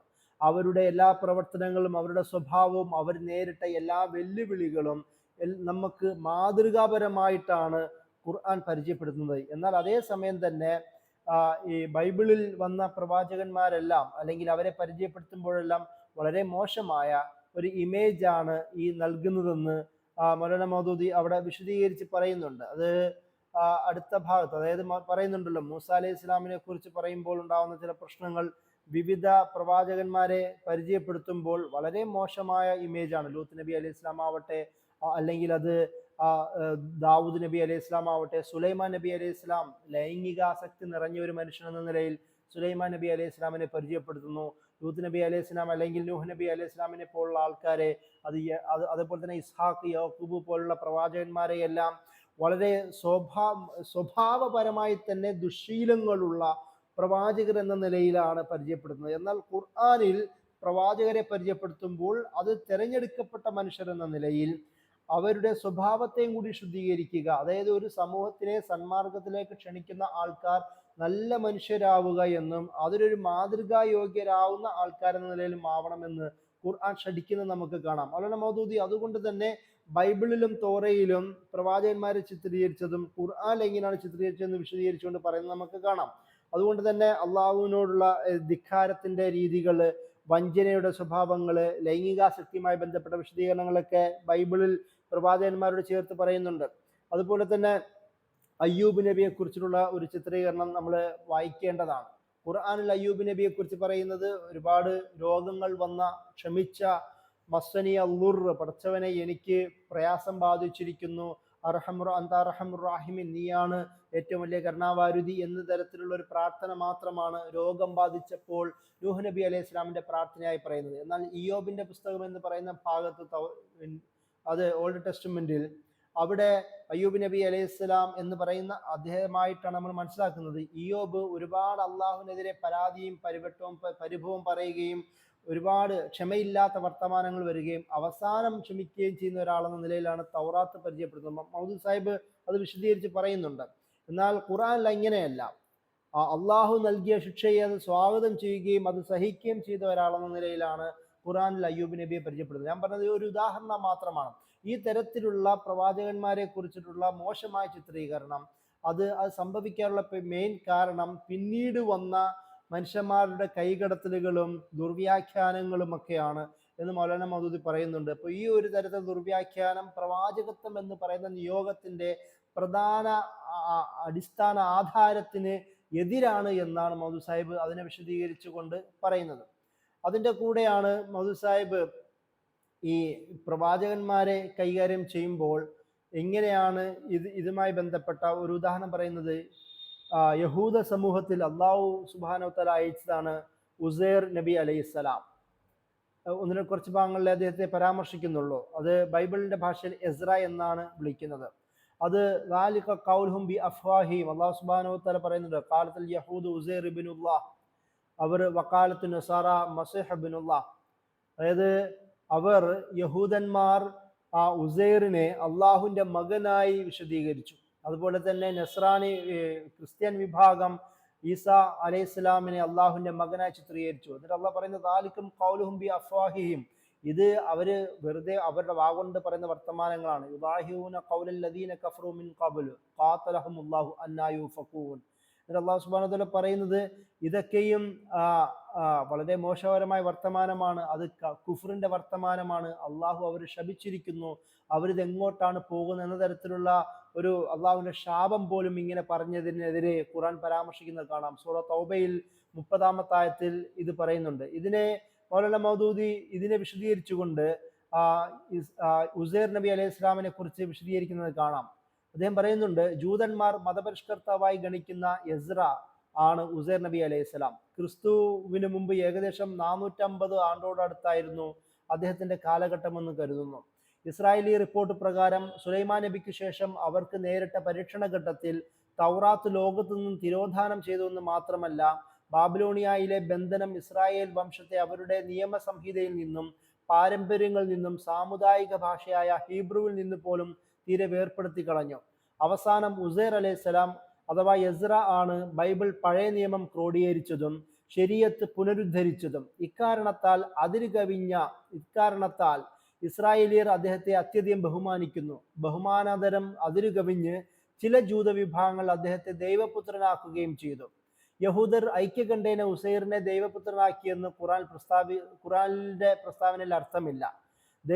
ദൈവത്തെക്കുറിച്ച് ജൂതവിശ്വാസം ദുഷിച്ച് ഒടുവിൽ എസ്രായെ ദൈവപുത്രനാക്കിയ ഒരു വിഭാഗം പോലും അവരിൽ ഉണ്ടായെന്നാണ് ഖുറാൻ ഇവിടെ സമർത്ഥിക്കുന്നത്. അങ്ങനെ ഇസ്രായേലി സമൂഹത്തിലുണ്ടായ ദൈവിക സങ്കല്പത്തെക്കുറിച്ചുള്ള ഒരു പ്രശ്നം പരാമർശിക്കാൻ വേണ്ടിയിട്ടാണ് ഉസൈർ നബി അലൈഹി ഇസ്ലാമിനെ അള്ളാഹു ഇവിടെ പരിചയപ്പെടുത്തുന്നത്. അതുപോലെ തന്നെ ക്രിസ്തീയ സമൂഹത്തിലുള്ള പ്രശ്നം മനസ്സിലാക്കി തരുവാൻ വേണ്ടി ഈസാ അലൈഹി ഇസ്ലാമിനെയും പറയുന്നു. ഇതിനെ രണ്ടിനെയും അള്ളാഹു ശപിച്ചിരിക്കുന്നതായി നമുക്ക് കാണുവാൻ കഴിയും. അതുപോലെ തന്നെ ഇതിന്റെ മെയിൻ കാരണം ഈ സൂറ തൗബയിൽ തന്നെ ഈ ഒരു പ്രശ്നത്തിന് മെയിൻ കാരണം എന്താണ്? അള്ളാഹു സുബ്ഹാനഹു വ തആല പറയുന്നു, ഇത്തഖദു അഹ്ബാറഹും വറുഹ്ബാനഹും അർബാബം മിൻ ദൂനില്ലാ. ഇതിന്റെ പ്രധാന കാരണം എന്ന് പറയുന്നത്, അത് അള്ളാഹു സുബ്ഹാനഹു വ തആല പറയുന്നത് അവരുടെ പണ്ഡിത പുരോഹിതന്മാരെ അള്ളാഹുവിനെ കൂടാതെ റബ്ബുകളായി സ്വീകരിച്ചു എന്നാണ്.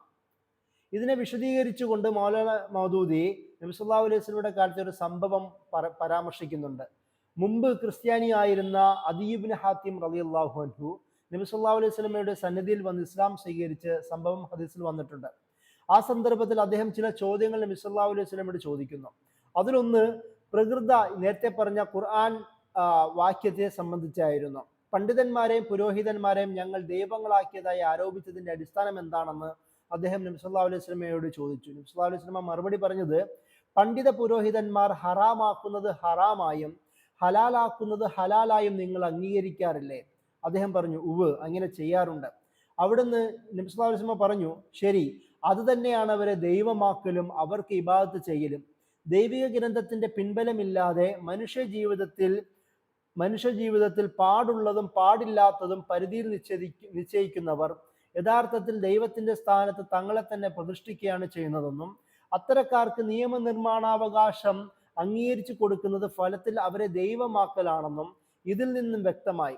ദൈവത്തിന് പുത്രനെ കൽപ്പിക്കുക, ദേവേതരന്മാർക്ക് സ്വതന്ത്ര നിയമനിർമ്മാണാവകാശം അംഗീകരിച്ചു കൊടുക്കുക എന്നീ രണ്ട് കുറ്റങ്ങൾ വേദക്കാരുടെ പേരിൽ ഇവിടെ ആരോപിച്ചത് യഥാർത്ഥത്തിൽ അവർ വിശ്വാസികളല്ലെന്നും വിശ്വാസികളാണെന്നും അവരുടെ അവകാശവാദം വ്യാജമാണെന്നും സമർത്ഥിക്കാൻ വേണ്ടിയാവുന്നു. ദൈവം ഉണ്ടെന്ന് അംഗീകരിക്കുന്നുവെങ്കിലും അവരുടെ ദൈവസങ്കല്പം അങ്ങേയറ്റം വികലമാണ്. തത്ഫലമായി അവർ ദൈവത്തെ അംഗീകരിക്കുന്നത് നിഷേധിക്കുന്നതിന് തുല്യമാവുന്നു എന്നാണ് മൗലാന മൗദൂദി ഈ ആയത്തിന് ഇത്തഖദു അഹ്ബാറഹും റുഹ്ബാനഹും അർബാബം മിൻ ദൂനില്ലാ എന്ന് വിശദീകരിച്ചതിലൂടെ പറയുന്നത്. അതായത് അവരുടെ പണ്ഡിത പുരോഹിതന്മാരെ അള്ളാഹുവിനെ കൂടാതെ റബ്ബുകളായി സ്വീകരിച്ചതിന് മൗലാന മൗദൂദി ഈ തരത്തിൽ അദീ ഇബ്നു ഹാത്തിം റളിയല്ലാഹു അൻഹുവിന്റെ നബി സല്ലല്ലാഹു അലൈഹി വസല്ലമയുമായി ബന്ധപ്പെട്ട സംഭാഷണം വിശദീകരിച്ചുകൊണ്ട് പറയുന്നത് നമുക്ക് കാണാം. അപ്പോൾ ആ ഒരു കാര്യത്തിലൂടെ മൗലാന മൗദൂദി ഇതിലൂടെ കൂടുതൽ ഇവരുടെ വിശ്വാസാചാരത്തെ വീണ്ടും കൈകാര്യം ചെയ്യുന്നുണ്ട്.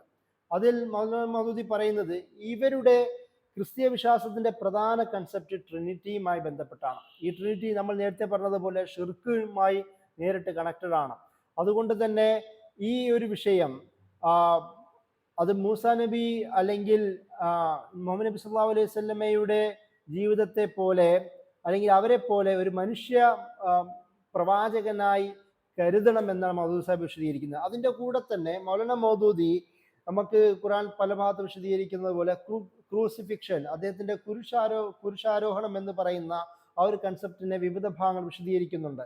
ഈ കുരിശാരോഹണം, അതായത് കുരിശിൽ തറച്ചത്, അത് ജനസമൂഹങ്ങളുടെ തെറ്റുകൾ പൊറുക്കുവാൻ വേണ്ടിയിട്ടായിരുന്നു, അത് അള്ളാഹുവിന്റെ നീതിയുടെ കർത്താവിന്റെ നീതിയുടെ ഭാഗമായിരുന്നു എന്നൊക്കെ പറയുന്ന വിശദീകരണം യഥാർത്ഥത്തിൽ ഓരോ മനുഷ്യനും അവരവരുടെ പ്രവർത്തനത്തിന് അക്കൗണ്ടബിൾ ആണ്, ചോദ്യം ചെയ്യപ്പെടുന്നതാണ് എന്ന് പറയുന്ന കൺസെപ്റ്റിന് വിരുദ്ധമാണെന്നാണ് യേശു ക്രിസ്തുവിന്റെ കുരിശാരോഹണം വിശദീകരിച്ചുകൊണ്ട് മൗദൂദി സാഹിബ് പറയുന്നത്.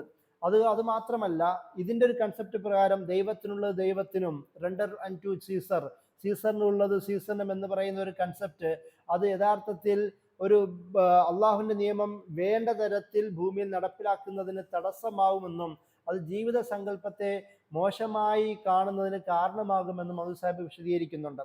അതുപോലെ തന്നെ ഈസാ അലൈഹി ഇസ്ലാമും ബാക്കിയുള്ള എല്ലാ പ്രവാചകന്മാരെ പോലെ തന്നെയും അള്ളാഹുവിന്റെ പരമാധികാരം പഠിപ്പിക്കുവാനും നടപ്പിലാക്കാനും വന്ന ഒരു നബി എന്ന നിലയിൽ മൗലാന മൗദൂദി പരിചയപ്പെടുത്തുന്നത് കാണാം. ഇതിൻ്റെയൊക്കെ പ്രധാന വിഷയം അത് ഇഞ്ചീലാവട്ടെ ബൈബിൾ ആവട്ടെ വിവിധ കാലഘട്ടങ്ങളിലൂടെ അത് തെറ്റിദ്ധരിക്കപ്പെടുകയും അതനുസരിച്ചിട്ട് ആൾക്കാർ ഈ വികലമായ വിശ്വാസം സ്വീകരിക്കുകയും ഉണ്ടായി എന്നാണ് മൗദൂദി അതിനെ വിശദീകരിച്ചുകൊണ്ട് പറയുന്നത്. അതിൻ്റെ കൂടെ തന്നെ മറ്റൊരു പ്രധാനപ്പെട്ട വിഷയം, ബൈബിളിൽ അല്ലെങ്കിൽ തൗറാത്തിൽ ഏറ്റവും കൂടുതൽ ചർച്ച ചെയ്യപ്പെടുന്ന ഒരു വിഷയമാണല്ലോ അത് ഒറിജിനൽ സിന്നുമായി ബന്ധപ്പെട്ട, ആദിപാപവുമായി ബന്ധപ്പെട്ട വിഷയം. നമ്മളത് അനിവാര്യമായും ഇവിടെ പരാമർശിക്കേണ്ടതുണ്ട്. കാരണം ആദിപാപം എന്ന് പറയുന്നത് അത് ഹവ്വ ബീവി തെറ്റ് ചെയ്യുകയും ഹവ്വ ആദമിനെ അതിലെ വശത്താക്കുകയും ഹവ്വയുടെ താല്പര്യ ഭാഗമായി ആദം തെറ്റ് ചെയ്യുകയും ആ ഒരു കുറ്റം, ഒരു സ്ത്രീ ചെയ്ത കുറ്റത്തിന്റെ ഫലമായിട്ടാണ് അവസാനം ക്രൂസിഫിക്ഷൻ പോലും സംഭവിക്കുന്നത് എന്ന് പറയുന്ന ഒരു വാദം നമുക്ക് ബൈബിളിൽ കാണാം. മൗലാന മൗദൂദി അതിനെ കൈകാര്യം ചെയ്തുകൊണ്ട് എന്നാൽ അത് അങ്ങനെയല്ല എന്നും, യഥാർത്ഥത്തിൽ പരിശുദ്ധ ഖുർആൻ ഒന്നുകിൽ അത് ആദമിനെയാണ് പറയുന്നതെന്നും അല്ലെങ്കിൽ രണ്ടുപേരെയും ചേർത്ത് പറയുന്നതാണെന്നും അത് ഒരിക്കൽ ഹവ്വയെ മാത്രം ഒറ്റപ്പെടുത്തി പറയുന്നില്ലെന്നും മൗദൂദി സാഹിബ് വിശദീകരിക്കുന്നുണ്ട്. ഫതലഖ ആദമു മിൻ റബ്ബിഹി കലിമാത്ത് ഫതബ അലൈഹി ഇന്നഹു ഹുവ തവ്വാബുർ റഹീം. സൂറ ബഖറയിലെ 37-ാമത്തെ ആയത്തിൽ ആദം അലൈഹി ഇസ്ലാം തൗബ ചെയ്തുവെന്നും അള്ളാഹു ആദമിന്റെ തൗബ സ്വീകരിച്ചുവെന്നും, അതേപോലെ തന്നെ മറ്റൊരു ഭാഗത്ത് ബഖറയിൽ ഇവിടെ തന്നെ അറാഫിലും മറ്റു ഭാഗത്തും രണ്ടുപേരും ഒരുപോലെ തൗബ തെറ്റ് ചെയ്തു എന്നും പറയുന്ന ഭാഗമാണ്. അവിടെ ഒരിക്കലും ഹവ്വയെ വേർപ്പെടുത്തി പറയുന്നില്ല എന്ന് മൗദൂദി സാഹിബ് പറയുന്നത് നമുക്ക് കാണുവാൻ കഴിയും. അതുപോലെ തന്നെ മറ്റൊരു വിശദീകരണം പറയുന്നത് ഇത് സ്വർഗത്തിൽ നിന്നുള്ള ഒരു പുറത്താക്കലുമായി ബന്ധപ്പെട്ട ചർച്ചയാണ്. സാധാരണ അതൊരു ബിബ്ലിക്കൽ നരേഷനാണ്, സ്വർഗത്തിൽ നിന്ന് പുറത്താക്കൽ എന്ന് പറയുന്നത്.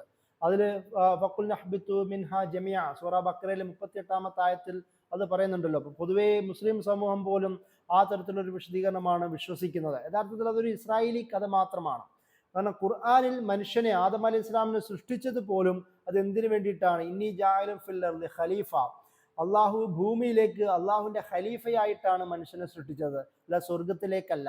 അതുകൊണ്ട് ഒരു പരീക്ഷണ ഘട്ടം മാത്രമാണ് എന്ന് മൗദൂദി സാഹിബ് സൂറ ബഖറയിലെ 38-ാമത്തെ ആയത്തെ വിശദീകരിച്ചുകൊണ്ട് ഇത് പറയുന്നുണ്ട്. കാരണം ആദം അലൈഹി ഇസ്ലാം ആദ്യം തൗബ ചെയ്യുകയും ആദം അലൈഹി ഇസ്ലാമിന്റെ തൗബ അള്ളാഹു സ്വീകരിക്കുമെന്നും മൗദൂദി സാഹിബ് നേരത്തെ ആയത്ത് വിശദീകരിച്ചുകൊണ്ട് പറയുന്നുണ്ടല്ലോ. അതുകൊണ്ട് തന്നെ അതോടുകൂടി ആ ശിക്ഷ അവിടെ മാറുന്നു. അദ്ദേഹം ഒരിക്കലും ആ പാപം പേറി നടക്കുന്നില്ല, ആ പാപത്താലല്ല ഭൂമിയിലേക്ക് വരുന്നത്. പകരം അള്ളാഹു അദ്ദേഹത്തിന്റെ തൗബ സ്വീകരിക്കുകയും ആ തൗബയോടുകൂടി ആ പരീക്ഷണ ഘട്ടം മാറുകയും അതിന്റെ ഭാഗമായി പിന്നീട് അള്ളാഹു നേരത്തെ ഉദ്ദേശിച്ച പോലെ സ്വർഗത്തിലേക്ക് മാത്രമല്ല, സ്വർഗത്തിലേക്കല്ല ഭൂമിയിലേക്കാണ് സൃഷ്ടിച്ചതെന്ന് പറയുന്ന ഒരു ആശയം അവിടെ നടപ്പിലാവുകയാണ്. അതല്ലാതെ ബിബ്ലിക്കൽ നരേഷൻ പറയുന്നത് പോലെ ഒരു സ്വർഗത്തിൽ നിന്ന് ഭ്രഷ്ട് കൽപ്പിക്കുന്നതല്ല എന്ന് മൗദൂദി സാഹിബ് അവിടെ വിശദീകരിച്ച് പറയുന്നുണ്ട്.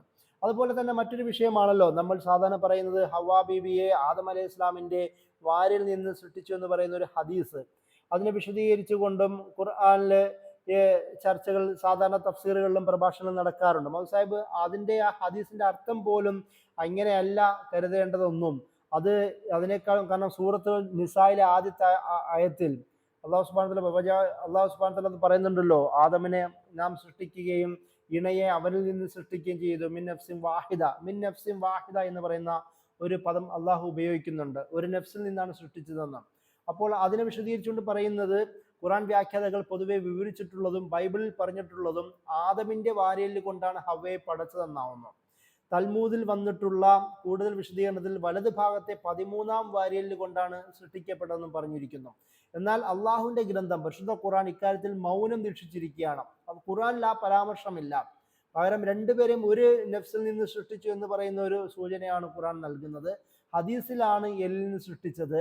ആ ഹദീസിനാവട്ടെ സാധാരണ ധരിക്കപ്പെടുന്ന അർത്ഥമല്ല ഉള്ളതെന്നും മൗലവി സാഹിബ് സൂറത്ത് നിസായിന്റെ 1-ാമത്തെ ആയത്ത് വിശദീകരിച്ചുകൊണ്ട് പറയുന്നത് നമുക്ക് കാണാം. അപ്പോൾ ഞാൻ പറയുന്നത്, ഇസ്രായേലി കഥകളെ അപഗ്രഥനം ചെയ്തുകൊണ്ട് ഖുർആനിക ആശയത്തിന് പ്രാധാന്യം നൽകുന്ന സമീപനമാണ് മൗലാന മൗദൂദി ഇവിടെ സ്വീകരിക്കുന്നത്. അതിൻ്റെ കൂടെ തന്നെ മറിയം അലൈഹി ഇസ്ലാം, മറിയം ബീവിയെ വല്ലാണ്ട് ഒരു പരിശുദ്ധ മറിയമായി പ്രഖ്യാപിക്കുകയും എന്നിട്ട് അവർക്ക് കൂടുതൽ ഒരു സ്ഥാനം നൽകുകയും ചെയ്യുന്ന, ദൈവിക സ്ഥാനം നൽകുന്ന ഒരു ദൈവമാതാവ് എന്ന് പറയുന്ന ഒരു കൺസെപ്റ്റ് കൊടുക്കുകയും ചെയ്യുന്നതിനെ മൗദൂദി സാഹിബ് കൈകാര്യം ചെയ്യുന്നത് കാണാം. സൂറത്ത് നിസായിലെ 156-ാമത്തെ ആയത്തിൽ ഇത് വിശദീകരിച്ച് പറയുന്നുണ്ട്. യഥാർത്ഥത്തിൽ ഹസ്രത്ത് ഈസാ അലൈഹി ഇസ്ലാമിയുടെ ജനനം ജൂത സമൂഹത്തിൽ ഒരു സന്ദേഹത്തിനും ആശയക്കുഴപ്പത്തിനും ഇടയില്ലാത്ത സംഭവമായിരുന്നു. അസാധാരണമായ ഒരു വ്യക്തിത്വത്തിന്റെ ഉടമസ്ഥനാണ് അദ്ദേഹമെന്നും ഒരു പാപത്തിന്റെ ഫലമല്ല, വെറും അമാനുഷിക നിയന്ത്രണത്തിന്റെ ഫലമാണ് ആ ജന്മമെന്നും ഉള്ളതിന് ജൂത ജനത മുഴുവൻ സാക്ഷിയാണ്. യഹൂദ സമുദായത്തിലെ മതപാരമ്പര്യമുള്ള ഒരു പ്രസിദ്ധ കുടുംബത്തിൽ പുലർന്ന മാന്യയും കുലീനയുമായ ഒരു കന്യക ഒരു കൈക്കുഞ്ഞിനെയും ഏന്തി വരുന്നു. സമുദായത്തിൽ ചെറിയവരും വലിയവരുമായ ആയിരക്കണക്കിന് ആൾക്കാർ അവരുടെ ഗൃഹത്തിൽ തടിച്ചുകൂടുന്നു. അവരിൽ നിന്ന് തുരുതുരെ പ്രവഹിക്കുന്ന ചോദ്യങ്ങൾക്കൊന്നും മറുപടി പറയാതെ ആ കന്യക മൗനം ദീക്ഷിച്ചുകൊണ്ട് ഇവനോട് ചോദിക്കുക എന്ന അർത്ഥത്തിൽ ആ നവജാത ശിശുവിന്റെ നേരെ ആംഗ്യം കാണിക്കുന്നു. തൊട്ടിലിൽ കിടക്കുന്ന ശിശുവിനോട് എന്ത് ചോദിക്കാനെന്ന് അമ്പരപ്പോടെ അവർ പറയുന്നു. അപ്പോഴതാ വളരെ വ്യക്തവും സരളവുമായ ഭാഷയിൽ ആ കുഞ്ഞ് സദസ്സിനോട് സംസാരിക്കുന്നു. അദ്ദേഹം പറയുന്നുണ്ടല്ലോ, ഞാൻ അബ്ദുള്ള ആത്താനി അൽ കിതാബ് വജാൽനി നബിയ എന്ന്, ഞാൻ അള്ളാഹുവിന്റെ അടിമയാണ്, അള്ളാഹു എനിക്ക് കിതാബ് നൽകിയിരിക്കുന്നു, അള്ളാഹു എന്നെ നബിയാക്കി മാറ്റിയിരിക്കുന്നു എന്ന് ഈസാ അലൈഹി ഇസ്ലാം പറയുന്നതായി ഖുർആൻ പരാമർശിക്കുന്നു. ഇങ്ങനെ യേശുവിന്റെ ജന്മത്തെക്കുറിച്ച് ഉത്ഭവിച്ചേക്കായിരുന്ന സംശയത്തിന്റെ അടിവേര് തന്നെ അള്ളാഹു എന്നേക്കുമായി അറുത്തു കളഞ്ഞു. അതുകൊണ്ട് തന്നെ ഈസാ അലൈഹി ഇസ്ലാമിന്റെ യൗവനദശ പ്രാപിക്കുന്നവരെ ആരും ഒരിക്കലും മറിയമിന്റെ പേരിൽ വ്യഭിചാര കുറ്റം ആരോപിക്കുകയോ ഈസാ അലൈഹി ഇസ്ലാമിനെ ജാരപുത്രനായി അധിക്ഷേപിക്കുകയോ ചെയ്തില്ല. എന്നാൽ അദ്ദേഹത്തിന് 30 വയസ്സാവുകയും പ്രവാചക ദൗത്യം നിർവഹിച്ചു തുടങ്ങുകയും ചെയ്തപ്പോഴാണ് മാതാവും പുത്രനും അധിക്ഷേപത്തിനിരയായത്. ഈസാ അലൈഹി ഇസ്ലാമിന്റെ യഹൂദികളുടെ ദുർനടപ്പുകളെ അള്ളാഹു സുബ്ഹാനഹു തആല, ഈസാ അലൈഹി ഇസ്ലാം യഹൂദികളുടെ ദുർനടപ്പുകളെ അധിക്ഷേപിച്ചുകൊണ്ട് പറയുന്നതിന്റെ ഭാഗമായിട്ടാണ് പിന്നീട് ഇസ്രായേലി സമൂഹം ഇവർ രണ്ടുപേരെയും അധിക്ഷേപിക്കാൻ തുടങ്ങുന്നത്. പക്ഷെ പിന്നീട് സംഭവിച്ചത് എന്താണ്? ഈ മറിയം അലൈഹി ഇസ്ലാമിനെ അള്ളാഹു നൽകിയ ഒരു മിറാക്കിൾ, അത്ഭുതത്തിന്റെ ഭാഗമായി ഉണ്ടായ പ്രസവം സംഭവിച്ചതോടുകൂടി പിന്നീട് ദൈവപുത്രൻ എന്ന് പറയുന്ന സ്റ്റാറ്റസ് നൽകുന്നതോടുകൂടി മറിയം ബീവിനെ തന്നെ ഒരു ദൈവിക പദവിയിലേക്ക് അല്ലെങ്കിൽ ദൈവിക തുല്യമായ പദവിയിലേക്ക് എത്തിക്കുന്ന ഒരു സാഹചര്യം പോലും അവർ ചെയ്തു എന്ന് മൗലാന മൗദൂദി പിന്നീട് വിശദീകരിക്കുന്നുണ്ട്. അത് ആദ്യം മറിയം ബീവിനെ ഇസ്രായേലി സമൂഹം എങ്ങനെയാണ് കണ്ടതെന്നും വളരെ മോശമായ പദങ്ങളിലൂടെ ഉപയോഗിച്ചുവെന്നും അദ്ദേഹം അവിടെ വിശദീകരിച്ച് പറയുന്നത് കാണാം. അതുപോലെ തന്നെ ഈസാ അലൈഹി ഇസ്ലാമിന്റെ ക്രൂസിഫിക്ഷനും അത് കുരിശാരോഹണത്തെയും വഖൗലുഹും ഇന്നാ ഖതൽനാ മസീഹ ഈസ ഇബ്നു മറിയം റസൂലുള്ളാഹ് വമാ ഖതലൂഹു വമാ സ്വലബൂഹു വലാകിൻ ശുബ്ബിഹ ലഹും, സൂറത്തു നിസായിലെ 157-ാമത്തെ ആയത്തിൽ അല്ലാഹു സുബ്ഹാനഹു വ തആല അവരുടെ ക്രിസ്ത്യൻ സമൂഹത്തിന്റെ അല്ലെങ്കിൽ ഇസ്രായേലി സമൂഹത്തിന്റെ ഒരു കാഴ്ചപ്പാടുകളെ കുറിച്ച് പറയുന്നുണ്ട്. അവർ പറയുന്നത്, ഞങ്ങൾ ഈസാ അലൈഹി ഇസ്ലാമിനെ വധിച്ചു. പക്ഷെ അള്ളാഹു പറയുന്നത് വമാ ഖതലൂഹു വമാ സ്വലബൂഹു, അവർ ഒരിക്കലും അദ്ദേഹത്തെ കൊന്നിട്ടുമില്ല, കുരിശിൽ തറച്ചിട്ടുമില്ല, വലാകിൻ ശുബ്ബിഹ ലഹും, അവർക്ക് തോന്നിയതാണ് എന്ന് അള്ളാഹു സുബ്ഹാനഹു വ തആല പറയുന്നുണ്ട്. എന്നിട്ട് അതിനെ വിശദീകരിച്ചുകൊണ്ട് മൗലാന മൗദൂദി ആ ഒരു സംഭവത്തിന്റെ, അതായത് യഹൂദ സമൂഹത്തിന്റെ കാഴ്ചപ്പാടുകളെ വിശദീകരിച്ച് തന്നെ പറയുന്നത് കാണുവാൻ കഴിയും. അതായത് ഈ ഈസാ അലൈഹി സ്വലാം എന്ന് പറയുന്നത് ഒരിക്കലും വധിക്കപ്പെട്ടിട്ടില്ല. അത് ക്രിസ്ത്യൻ സമൂഹത്തിന്റെ കാഴ്ചപ്പാടിൽ വിശദീകരിച്ചുകൊണ്ട് ഈ ആയത്തിന്റെ വിശദീകരണമായി തഫീമിൽ വിശദീകരിക്കുന്നുണ്ട്. അള്ളാഹു ഒരിക്കലും ഈസാ അലൈഹി ഇസ്ലാമിനെ വധിച്ചിട്ടില്ല എന്നും അത് അള്ളാഹു അദ്ദേഹത്തെ അള്ളാഹുലേക്ക് ഉയർത്തിയതാണെന്നും ബാക്കിയുള്ളവർക്ക് തെറ്റുപറ്റിയതാണെന്നും അതിൻ്റെ ഒരു വിശദീകരണം മൗലാന മൗദൂദി ഒരുപാട് വിശദീകരിച്ച് പറയുന്നത് കാണാം. അതിൻ്റെ കൂടെ മറ്റൊരു വിഷയം കൂടി, വേദങ്ങളെ ഈ രണ്ട് സമൂഹങ്ങളും എങ്ങനെ സമീപിച്ചു എന്നുള്ളതാണ്. അത് പ്രധാനമായി അവർ ചെയ്ത് ഖുർആൻ പറയുന്നത് പോലെ തഹ്രീഫ് നടത്തി, അതായത് അവർ ചെയ്ത ഹർറഫു, അവർ അതിനെ മാറ്റത്തിരുത്തലുകൾ നടത്തി എന്ന് അവിടെ പറയുന്നുണ്ട്. അത് ഒരുപക്ഷെ എഡിഷൻ ചെയ്തും ആഡ് ചെയ്തും ഡിലീറ്റ് ചെയ്തും മാറ്റത്തിരുത്തലുകൾ നടത്തിയുമാണ് ഈ വേദഗ്രന്ഥങ്ങളെ അവർ സമീപിച്ചത്. അതോടുകൂടി എന്താണ് സംഭവിച്ചത്? മിസ്ഇൻറ്റർപ്രിട്ടേഷൻ ഉണ്ടാവുകയും ഈ പ്രവാചകത്വത്തെക്കുറിച്ചും ദൈവിക സങ്കല്പത്തെക്കുറിച്ചും ദൈവ സന്ദേശത്തെക്കുറിച്ചും ജീവിതത്തെക്കുറിച്ചുള്ള നിലപാടുകളെക്കുറിച്ചും മോശമായ തെറ്റായ കാഴ്ചപ്പാട് രൂപപ്പെടാനും അതിൻ്റെ ആൾക്കാരെന്ന നിലയിൽ പണ്ഡിത പുരോഹിതന്മാർക്ക് സമൂഹത്തിൽ ദൈവതുല്യമായ പൊസിഷൻ നൽകുവാനും അതിൻ്റെ ഫലമായി തന്നെ ഈ സമൂഹം വഴിതെറ്റിപ്പോവാനും കാരണമായതായും മൗലാന മൗദൂദി അതിനെ വിശദീകരിച്ചുകൊണ്ട് ആയത്തുകളെ തന്നെ പറഞ്ഞുകൊണ്ട് അവരുടെ ഉദാഹരണങ്ങളിലൂടെ മൗലാന മൗദൂദി വിശദീകരിക്കുന്നത് നമുക്ക് കാണാം. അതിൻ്റെ കൂടെ തന്നെ ഖുർആൻ എന്തിനാണ് വന്നതെന്നും ഞാൻ നേരത്തെ പറഞ്ഞതുപോലെ ഇതിൻ്റെ എല്ലാം കുഴപ്പങ്ങളെ തിരുത്തുവാൻ വേണ്ടിയിട്ടാണ് ഖുർആൻ വന്നതെന്നും ഈ വിശദീകരണത്തിൽ ഇവർ നടത്തിയ തിരുത്തലുകളെ പരാമർശിച്ചുകൊണ്ട് പകരം ഖുർആൻ വന്നതിൻ്റെ മെയിൻ കാരണം ഈ തിരുത്തലുകളെ എടുത്തു കാണിക്കാനും ശരിയായ കൺസെപ്റ്റ് പഠിപ്പിക്കാനുമാണ് ഖുർആൻ അയച്ചതെന്ന് അല്ലാഹു സുബ്ഹാനഹു വ തആല വിശദീകരിക്കുന്നതായി മൗലാന മൗദൂദി അദ്ദേഹത്തിൻ്റെ രചനകളിലും തഫ്ഹീമുൽ ഖുർആനും ആവർത്തിച്ച് പറയുന്നത് നമുക്ക് കാണുവാൻ കഴിയും. അതിൻ്റെ കൂടെ നമ്മൾ മനസ്സിലാക്കേണ്ട പ്രധാനപ്പെട്ട ഖുർആൻ അവകാശപ്പെടുന്ന ഏറ്റവും പ്രധാനപ്പെട്ട ഒരു കൺസെപ്റ്റാണ്, അത് ഈ വേദഗ്രന്ഥങ്ങളിലെല്ലാം നബി സല്ലല്ലാഹു അലൈഹി വസല്ലമയെ അള്ളാഹു പരാമർശിച്ചിട്ടുണ്ട് എന്നും അതുകൊണ്ട് തന്നെ അതിൻ്റെ ഒരു ഫലം എന്ന നിലയിലാണ് നബി സല്ലല്ലാഹു അലൈഹി വസല്ലമയുടെ നുബുവത്ത് എന്നും ഖുർആൻ അവകാശപ്പെടുന്നത് നമുക്ക് കാണാം. സൂറത്ത് സഫിലെ 6-ാമത്തെ ആയത്തിൽ വഇദ് ഖാല ഈസ ഇബ്നു മറിയം യാ ബനി ഇസ്രായീൽ ഇന്നി റസൂലുള്ളാഹി ഇലൈക്കും മുസദ്ദിഖൻ ലിമാ ബൈന യദയ്യ മിനത് തൗറാത്ത് വമുബശ്ശിറൻ ബിറസൂലിൻ യഅതി മിൻ ബഅദി ഇസ്മുഹു അഹ്മദ് ഫലമ്മാ ജാഅഹും ബിൽ ബൈനാത്തി ഖാലു ഹാദാ സിഹ്റുൻ മുബീൻ. ഈസ അലൈഹി ഇസ്ലാം ആ സമൂഹത്തിൻ്റെ ഇടയിൽ പറഞ്ഞു, ഞാൻ നിങ്ങൾക്കിടയിൽ എനിക്ക് മുമ്പ് വന്ന തൗറാത്തിനെ സത്യപ്പെടുത്തുവാൻ അള്ളാഹു അയച്ച റസൂലാണ്. അതുമാത്രമല്ല എനിക്ക് ശേഷം അഹ്മദ് എന്ന് പേരുള്ള ഒരു റസൂൽ വരുമെന്നുമുള്ള സന്തോഷ വാർത്തയും കൂടി അറിയിക്കുവാൻ വന്നവനാണ്.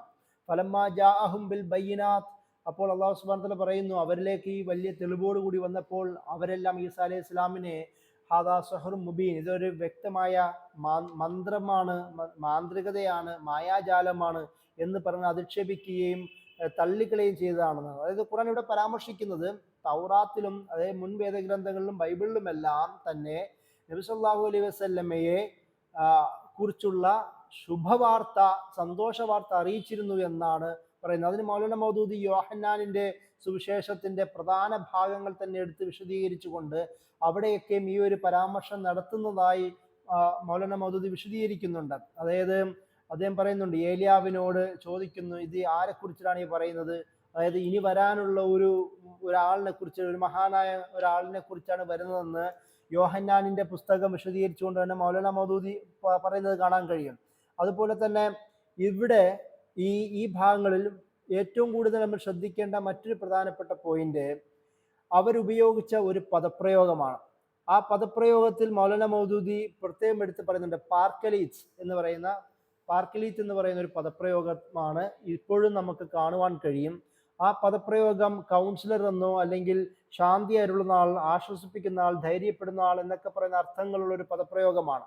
എന്നാൽ ഈ ഒരു അർത്ഥത്തെ എന്താക്കി മാറ്റി, അത് വഴിതിരിച്ചു വിടുകയും അത് ഈസാ അലൈഹി ഇസ്ലാമിനെ തന്നെ ഉദ്ദേശിക്കുന്ന, ജീസസിനെ തന്നെ പരാമർശിക്കുന്ന ഹോളി സ്പിരിറ്റ് എന്നുള്ള അർത്ഥമാണ് എന്ന് പറയുന്ന ഒരു വിശദീകരണമാണ് പിൽക്കാലത്ത് ഈ യഹൂദ അല്ലെങ്കിൽ ക്രിസ്തീയ പണ്ഡിതന്മാർ നൽകിയത്. എന്നാൽ മുസ്ലിം സ്കോളേഴ്സ് ഈ ഒരു വിഷയത്തെ പാർക്കലീത്ത് എന്ന് പറയുന്ന പദപ്രയോഗം അത് നബി സല്ലല്ലാഹു അലൈഹി വസല്ലമയെ തന്നെ പരാമർശിക്കുന്ന പദമാണ് എന്ന് വിശദീകരിച്ചുകൊണ്ട് പറയുന്നത് കാണാൻ കഴിയും. അപ്പോൾ ഞാൻ പറഞ്ഞത്, ഈ വേദഗ്രന്ഥങ്ങൾ തന്നെ നബി സല്ലല്ലാഹു അലൈഹി വസല്ലമയെ തന്നെ പരാമർശിച്ചുകൊണ്ട് വന്നു എന്ന് ഖുർആൻ അവകാശപ്പെടുമ്പോൾ അതിൻ്റെ ഇപ്പോഴും തെളിവുണ്ടെന്നും എന്നാൽ ആ തെളിവുകളെ മറ്റർത്ഥങ്ങളിലേക്ക് മാറ്റിക്കൊണ്ട് അത് അവരുടെ ദൈവവിശ്വാസത്തിന് തെളിവാക്കി മാത്രം വിശദീകരിക്കുന്ന ഒരു അവസ്ഥയിലേക്ക് അവർ മാറിയെന്നും അത് ഖുർആനിൽ അവരുടെ വേദഗ്രന്ഥങ്ങളിൽ വരുത്തിയ ഒരു മാറ്റത്തിരുത്തലാണ് എന്നും മൗലാന മൗദൂദി വിശദീകരിച്ച് പറയുന്നത് കാണാൻ കഴിയും. അപ്പോൾ ഈ ഒരു തരത്തിൽ ഇത്രത്തോളം വളരെ വിശദമായ ഒരു ഇതര ബൈബിൾ, തൗറാത്ത്, തൽമൂദ്, വേദഗ്രന്ഥങ്ങളെ കുറിച്ചിട്ടുള്ള പഠനം മൗലാന മൗദൂദി നടത്തിയിട്ടുണ്ട് എന്നുള്ളതാണ്. അപ്പോൾ ആ ഒരു കാര്യങ്ങളിൽ ഖുർആൻ എന്തിനാണ്, പ്രവാചകത്വം എന്തിനാണ് എന്ന് സ്ഥാപിക്കുവാൻ വേണ്ടി അത്രയും സുന്ദരമായ പഠനങ്ങളിലൂടെയാണ് മൗലാന മൗദൂദി ബൈബിളിനെയും തൗറാത്തിനെയും ഇതര ആശയ വിശ്വാസാചാരങ്ങളെ കൈകാര്യം ചെയ്യുന്നതെന്നും ഇസ്ലാമിൻ്റെ ഒരു പ്രാധാന്യം ഉറപ്പിച്ച് പറയാൻ വേണ്ടിയിട്ടാണ് മൗലാന മൗദൂദിയുടെ ഈ താരതമ്യ പഠനങ്ങളുടെ പ്രധാന ലക്ഷ്യമെന്നും നമുക്ക് അദ്ദേഹത്തിൻ്റെ പഠനങ്ങളിൽ നോക്കുമ്പോൾ മനസ്സിലാക്കാൻ കഴിയുമെന്നാണ് ഞാൻ പറഞ്ഞതിൻ്റെ ചുരുക്കം. ഇവിടെ അവസാനിപ്പിക്കുന്നു. അസ്സലാമു അലൈക്കും വറഹ്മത്തുള്ളാഹി.